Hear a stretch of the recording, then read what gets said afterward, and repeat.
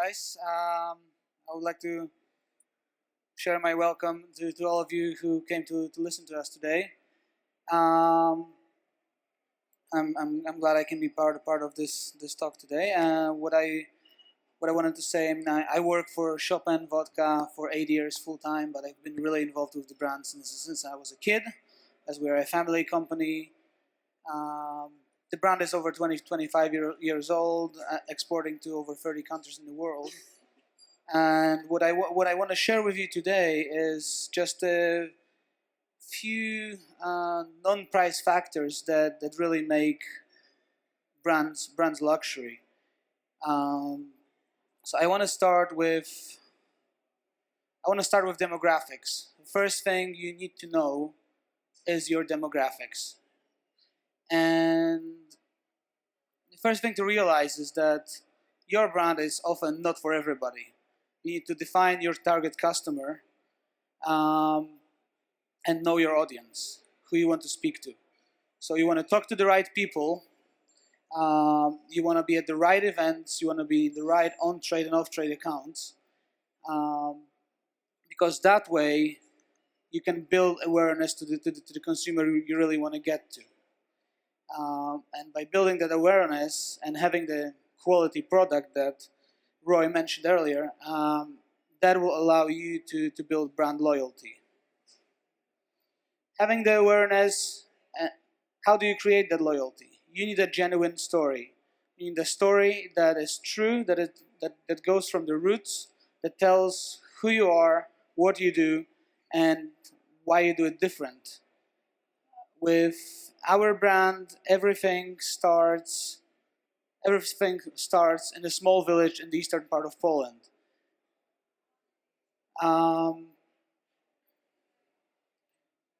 And I mean, a lot of the brands will tell you that they do it homemade, they do it handcrafted, and so on and so forth. But really, what the consumer is looking for is a genuine story that can be proven. For us, the distillery is there in the east part of Poland. You can come and visit. You can see for yourself how we do it for generations. And having that story, having the people behind the brand, you can see some pictures from the distillery how we do it. It really is what builds up the genuine story for us. So with us, it's about being farm to bottle, doing everything ourselves from the very beginning to the end. It's about the people that we have, and about being specific. You want to be specific with your story. We use the same farmers from year to year. It's exactly 60 farmers that we work with. We source our potatoes, our rye and wheat within an 18 miles radius around the distillery. We use 3 kilograms of potatoes for each bottle of Chopin, and so on and so forth. So it's almost like a fact checking on a resume, one after another. So you tell a true, detailed story to the consumer. But you also need to differentiate. You need to differentiate yourself from others.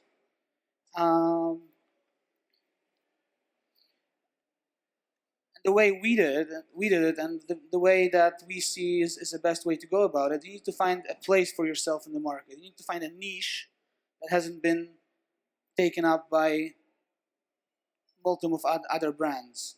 So with Chopin, we started in 1993, where vodka in the US used to be sold at around $15 a bottle. It was some of the Smirnoffs, Absolutes, and so on and so forth. But we thought that vodka is lacking the luxury. It was lacking good packaging, and it was lacking a good quality liquid. I mean, vodkas used to taste the same. We wanted to bring more flavor to the vodka category, but we also wanted to bring the perception of luxury, the product that people can really show that they are drinking good product, but it's also nicely packaged. So what we did, we took a wine bottle, something that hasn't been done in the vodka industry before. We took a wine bottle, we frosted the bottle, added a window as well through which the portrait of Frédéric Chopin, the composer, was enlarged, and this kind of redefined the vodka category in the 90s. We had other brands follow us, going the same trend. Same style bottle, frosted glass, window. I had some other buildings or animals or other things enlarged through the window on the bottle. But our bottle is really what defined the super premium vodka category in the US market. And what you also need to do is you need to push boundaries. You need to constantly research, innovate, trying to be different, and never stop. I mean, some of the things we do, they never show up in the real world. It's experiments, but those that do bring in new and really unexplored routes for vodka. So what we've done is we started aging vodka. You could say, okay, that's whiskeys, that's bourbons. Well, but we start from potatoes. We distill potatoes, so we do not fit any bourbon category. We don't fit any whiskey category. What are we? We're an aged vodka, a category that doesn't really exist. So we're trying to find ourselves where we stand with that product. But what we get from the bartenders, what we get out here bringing this product to you, is a big wow. People did not know vodka can be aged. People did not know vodka can have so much flavor. So innovating, researching, exploring is a very important thing. We also started doing vodkas from new baby potatoes. Why would we do that? Well, it doesn't make much sense in terms of production, because if you leave the potatoes in the ground for longer, you'll get more starch out of them. So you get more sugar, you can ferment the sugar, you get more alcohol out of it. So as I mentioned earlier, for a regular bottle of Chopin, you need about 3 kilograms of potatoes. For the young potato vodka, the family reserve, you need about five times more, about 20 kilograms of potatoes. But the flavor you get from the new potatoes, it's completely different, the vodka you have not experienced. Very floral, light, sweet, no usual vodka burn to it. So doing these things, we can bring new luxury products to the market that nobody knows. And then telling that story of how we've made it to actually get it out and get ourselves heard. And then the most important part from my talk here today is you need to have quality in the product. Without quality, you'll have people buy the first bottle, but they'll not become your loyal customers who will be coming back for the next and the next and the next. So for us, quality stands on 4 pillars. It's the ingredients, the production process, the people that we have, and our research and development that I kind of touched on already.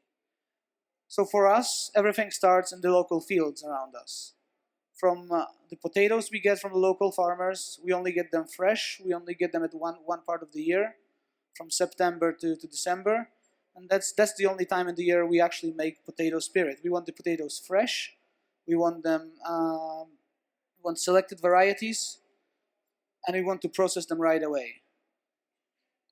So we will start from the potatoes, then the whole production process, doing everything ourselves from farm to bottle.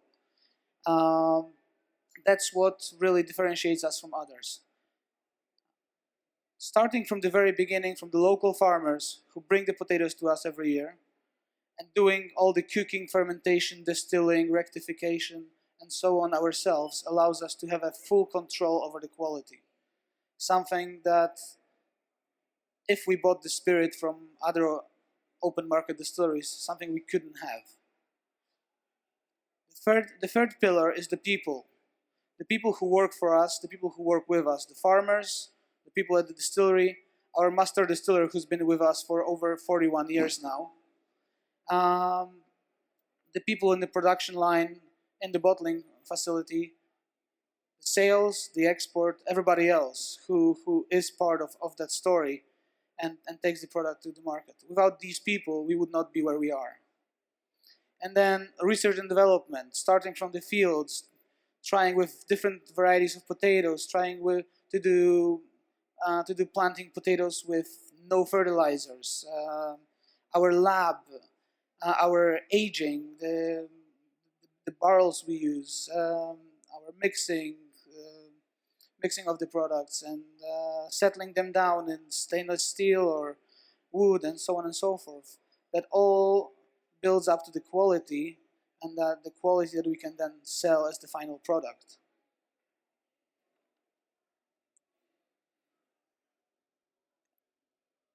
And to leave you with few thoughts, from my uncle, the owner of the company, and the other one from our master distiller, is what we try to do is we are trying to build a portfolio of super premium brands while remaining small, profitable, boutique, entrepreneurial, passionate, and non-corporate. But the most important is we want to have the passion and fun doing it. Without that, I would be somewhere else right now, not speaking to you.